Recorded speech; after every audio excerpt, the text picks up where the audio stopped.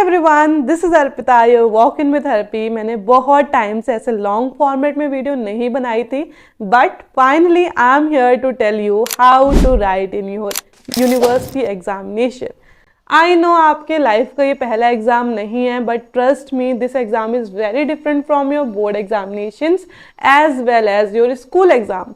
And even अगर आपने पहले भी कुछ सेमेस्टर एग्जाम्स दिए हैं एंड आपके अच्छे मार्क्स नहीं आए हैं, डिस्पाइट ऑफ द फैक्ट कि आपने पढ़ा अच्छे से था, आपने सारे क्वेश्चंस अटेम्प्ट करे थे, तो हो सकता है कि आपने गलती करी हो आंसर लिखने में। तो मेक श्योर कि आप भी ये वीडियो देख लेना, क्योंकि मैं आपको यहाँ पे सारी चीज़ें अच्छे से बताऊंगी एंड जो चीज़ें मैं पर्सनली करती हूँ while writing the question paper वो भी मैं बताऊंगी। ठीक है, तो सबसे पहले हम समझते हैं कि हमारा क्वेश्चन पेपर का पैटर्न क्या है। अगर कोई और बच्चे हैं जो ड्यू से नहीं है फिर भी वो वीडियो देख रहे हैं, तो मेक श्योर कि आप अपना प्रीवियस ईयर का पेपर जो है उसे एनालाइज करो कि किस वे में आपके क्वेश्चंस आते हैं, क्योंकि उसी हिसाब से आप आंसर लिखोगे। ठीक है, ऑल्दो हर यूनिवर्सिटी में ये होता है कि आपके जो क्वेश्चंस होते हैं ज़्यादा मार्क्स के आते हैं। जनरली हमारे ड्यू के अंदर यहाँ पे आपको 18 मार्क्स का एक क्वेश्चन देखने को मिलता है, उसके सब पार्ट्स होते हैं, बट हाँ अगर देखा जाए तो एक क्वेश्चन हमारा 18 मार्क्स का होता है। अब देखो, अगर 18 मार्क्स का एक क्वेश्चन आ रहा है तो उसमें हमें कम से कम 6 to 7 पेज तो लिखना ही लिखना है, दैट टू एक अच्छी क्वालिटी का आंसर लिखना है। ऐसा नहीं है कि कुछ भी भर दिया, नहीं, अच्छे से लिखना है। तो डरने की कोई ज़रूरत नहीं है, मैं बताऊंगी सारे वीडियो में कैसे लिखना है। सबसे पहले लेट अस सी कि हमें क्या चीज़ें हैं जो अवॉइड करनी है। फर्स्ट ऑफ ऑल, आपको मार्जिन दोनों साइड में नहीं देना है। आई नो बहुत सारे बच्चे बोर्ड एग्जाम में ये करते हैं कि वो दोनों साइड मार्जिन दे के लिखते हैं, ये दिखता है कि हमारा जो आंसर है वो बड़ा है, बट नहीं, ये सब कुछ मत करना। टीचर्स को ही पता है कि आप क्या करना चाह रहे हो, so don't do this. Second thing same, कि आपको बड़ा बड़ा नहीं लिखना है कि बड़ा बड़ा लिखोगे तो ज़्यादा लाइन यूज़ होंगी, ज़्यादा लाइन यूज़ होंगी तो आंसर बड़ा हो जाएगा, ये भी नहीं करना है। इवन लाइन छोड़ छोड़ के भी नहीं लिखना है। ये सारी जो बेसिक चीज़ें हमारे दिमाग में आती है ना आंसर बड़ा करने की, ये सारी चीज़ें अवॉइड करनी है। सेकेंड थिंग इज़ कि आपको कोई भी क्वेश्चन छोड़ना नहीं है।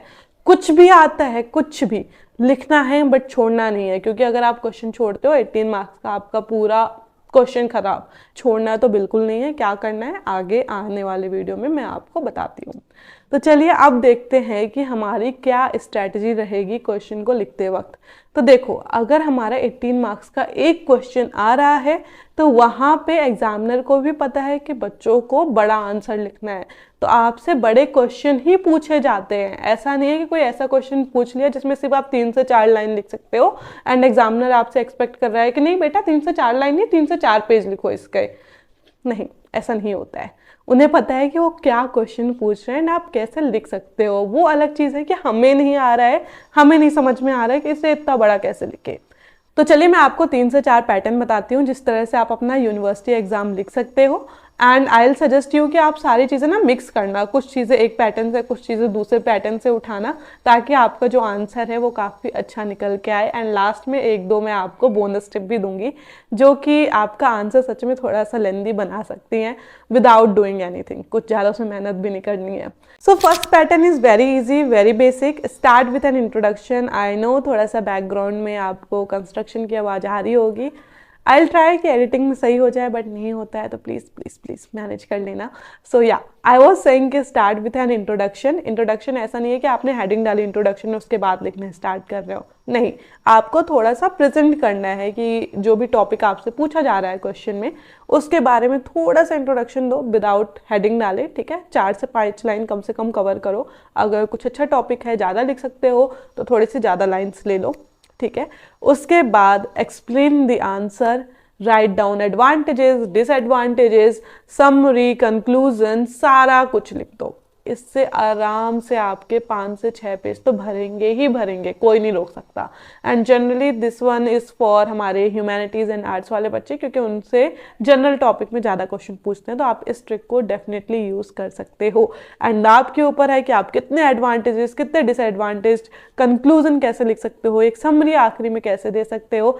एंड इफ़ यू वांट तो आप और सारी चीज़ें भी इसमें ऐड कर सकते हो।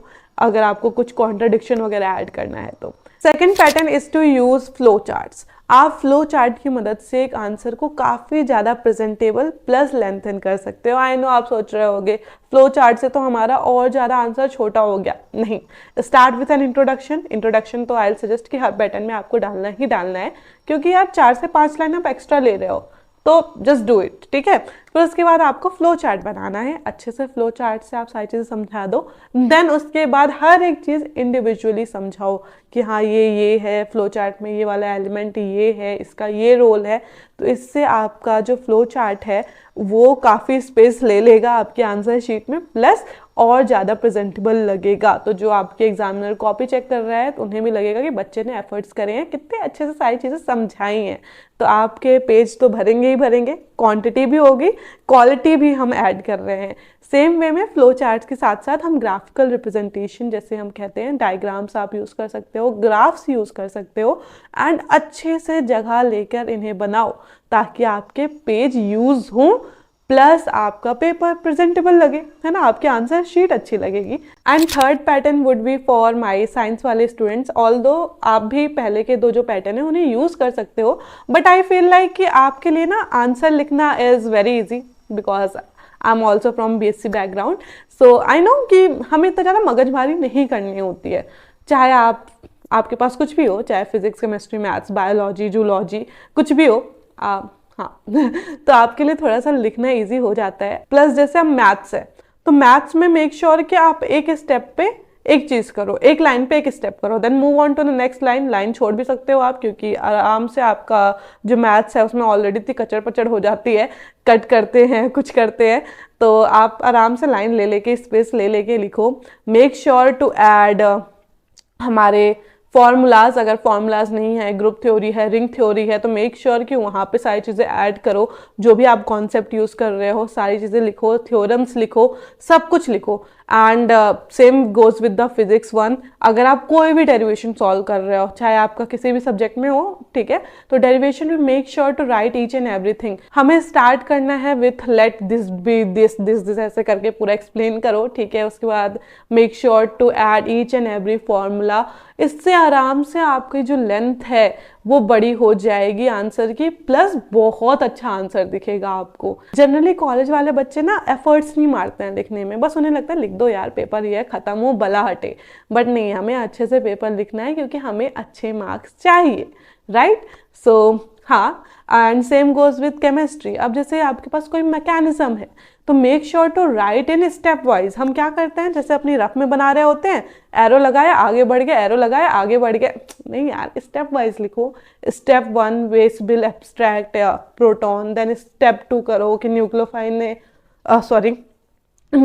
ने अटैक करा, किस पोजीशन में अटैक करा, क्यों अटैक करा, इलेक्ट्रॉन डेफिशिएंट था, कौन सा सेंटर इलेक्ट्रॉन रिच था, सब कुछ एक्सप्लेन करो। बहुत सारी चीज़ें हमारे लिए एक्सप्लेन करने के लिए, ठीक है। तो make sure to use them, ठीक है।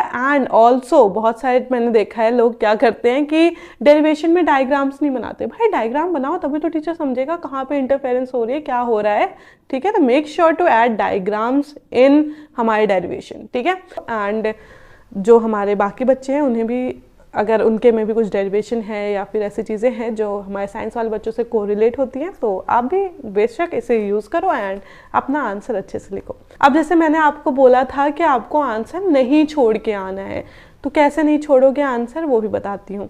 अगर मान लो आपको एक टॉपिक कुछ ऐसा मिला है, एक क्वेश्चन ऐसा मिला जो आपको नहीं समझ में आ रहा है, बट उसको आपको इतना समझ में आ गया कि किस चैप्टर से है, कुछ भी लिखो, पर लिखो। यहाँ पे कहते हैं कि DU में फेल होना मुश्किल है, ऑल्दो अब तो बहुत बच्चे फेल होते हैं, बट स्टिल अगर आप लिख के आते हो तो टीचर आपको आधे मार्क्स, 1 मार्क्स, 2 मार्क्स दे ही देते हैं। अगर आपसे क्वेश्चन नहीं भी बन रहा है, फॉर्मूलाज लिखो, थ्योरम लिखो, मैथ्स में नहीं बन रहा है, कुछ भी लिखो, किसी भी सब्जेक्ट की बात कर रही, कुछ भी लिखना है लिखो। मुझे याद है मेरा एक कोई क्वेश्चन आया था, कुछ डायगोनल रिलेशनशिप का था, केमिस्ट्री का क्वेश्चन था, एंड लिटरली मुझे समझ में नहीं आ रहा था मैं क्या लिखूं, क्योंकि मुझे आंसर पता है बट उसकी मुझे 2 लाइन 3 लाइन आ रही है और मुझे समझ नहीं आ रहा मैं इसे लिखूं तो लिखूं कैसे। अब उस क्वेश्चन को मैंने कैसे लिखा कि पहले मैंने पीरियोडिक टेबल एक्सप्लेन कर दी। I know that's not a good approach, but मुझे लिखना था, ठीक है, मैं उसको छोड़ नहीं सकती थी, 5 से 6 मार्क्स का क्वेश्चन था वो। तो अब मैंने उसमें पीरियोडिक टेबल समझाई, कहाँ पे जिसका डायगोनल रिलेशनशिप पूछा है उसका मैंने बताया कि कहाँ पे वो लाई करता है, उतना पार्ट ऑफ पीरियोडिक टेबल बनाया समझाने के लिए, ग्राफिकल मेथड यूज़ करने के लिए। देन मैंने वो लाइन ऐड करी जो रीज़न है उसका, एंड उसके बाद मैंने थोड़ा सा सम अप कर दिया, एंड मुझे अच्छे खासे नंबर मिले थे उस पेपर में। एंड उस पेपर में सिर्फ एक ऐसा क्वेश्चन नहीं था, बहुत सारे ढेरों क्वेश्चंस ऐसे थे। So I use to do this and definitely मुझे काफ़ी अच्छे मार्क्स मिलते हैं इन थ्योरी एग्जामिनेशन, क्योंकि आई नो मैं इंटरनल में ख़राब कर देती हूँ, बट हाँ थ्योरी में जो फाइनल वाला होता है उसमें मैं काफ़ी अच्छा कर लेती हूँ। तभी मैं जितने भी मार्क्स हैं थ्योरी एग्ज़ाम से ही निकालती हूँ, क्योंकि मैंने ऑलरेडी इंटरनल में ख़राब कर दिया होता है। तो थ्योरी में ही अच्छा करके I manage to score 8+ SGPA, and आप भी कर सकते हो, बताऊँगी, डोंट वरी। सो हाँ, आपको क्वेश्चन छोड़ना नहीं है। Moving on to the next point, that is कि प्लीज़ प्लीज़ प्लीज़ हाईलाइट ज़रूर करना। जो भी आपका इम्पॉर्टेंट चीज़ है, जो भी आपका मेन पॉइंट है उसे हाईलाइट करना, मेन वर्ड्स को हाईलाइट करना, ताकि देखने में भी अच्छा लगे एंड टीचर के लिए भी ज़्यादा मुश्किल ना हो चेक करना, ठीक है। एंड वन प्रो टिप जिससे आपके आंसर की 5 से 6 लाइन आराम से बढ़ेंगी, दैट इज़ टू यूज़ एब्रिब्रिएशंस। देखो, आपको अब अपने आंसर्स में एब्रिब्रिएशंस डालनी है, इसलिए नहीं क्योंकि आप यूज़ करते हो, इसलिए ताकि आपका आंसर बड़ा हो। कैसे? जब आप एब्रिब्रिएशन यूज़ करोगे पैराग्राफ में, उसके बाद आपको साइड में लिखना है where this mean this. Suppose I am using an abbreviation for appropriate, अभी मेरे को ध्यान नहीं आ रहा है बाकी, तो suppose I am using an abbreviation for appropriate APT, तो मैं साइड में लिखूंगी where APT equals to appropriate. इससे आपके आंसर्स लेंदी भी होते हैं एंड साथ ही साथ देखने में भी अच्छा लगता है कि बच्चे ने अगर शॉर्ट फॉर्म यूज़ करा है तो हमें बता रहा है कि ये फुल फॉर्म क्या है। ऑल्दो एग्जामिनर को सब पता है, but still this is a good way to make your answer look presentable as well as आपके आंसर की लेंथ भी बढ़ जाएगी। सो आप ये सारी चीज़ें यूज़ करना एंड डेफिनेटली आपका आंसर काफ़ी अच्छा होगा एंड आपको अच्छे मार्क्स भी मिलेंगे। सो या that's it from my side, and let me know कि आपको और किस टॉपिक पे वीडियो चाहिए। बाकी मैं आपको बताने वाली हूँ कि आप कैसे 8+ SGPA स्कोर कर सकते हो। And one more thing, my secret to maintain my internal assessment. I know मैंने कहा है कि मेरे इंटरनल असेसमेंट ख़राब हो जाते हैं, क्यों ख़राब होते हैं एंड कैसे मैं उसे लास्ट में फिक्स करती हूँ वो भी बताऊँगी कुछ 1-2 दिन बाद। अभी आई नो टाइम है, क्योंकि लास्ट मोमेंट में ही हम ये सारी चीज़ें करते हैं and even I use to do this, so definitely wait for it. And अगर आप यहाँ तक वीडियो देख रहे हो तो यार सब्सक्राइब करके जाओ, ठीक है।